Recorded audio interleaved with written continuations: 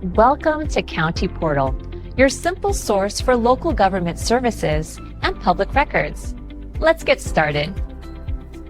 Can you fly with an expired driver's license? This is a question that causes a lot of stress for travelers, so let's get right to the answer.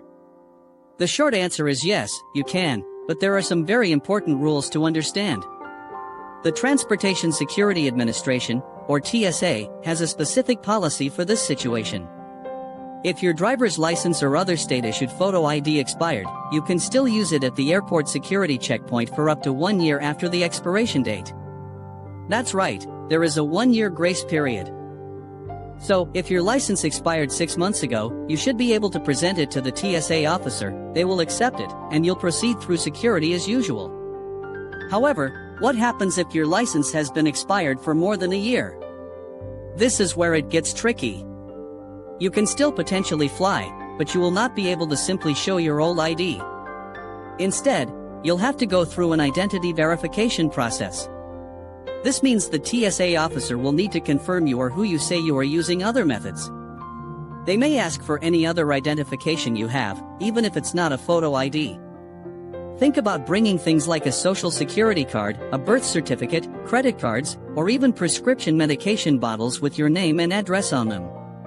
They will likely ask you questions to verify your identity that only you would know.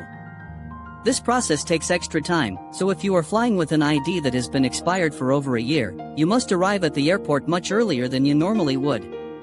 You could easily be delayed and miss your flight if you don't plan for this.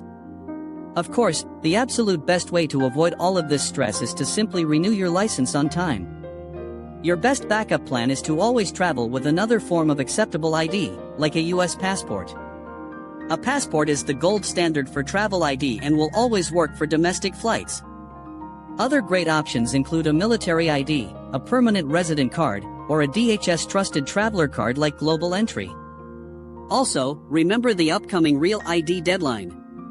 Starting May 7, 2025, your standard driver's license will need to be Real ID compliant to be used for air travel, so make sure you upgrade your ID when you renew it. In summary, an ID expired less than a year is generally okay. An ID expired more than a year requires extra steps and extra time. Your best bet is always a valid ID or a passport. Thanks so much for watching. I hope this video helped clear up any confusion and makes your next trip a little easier.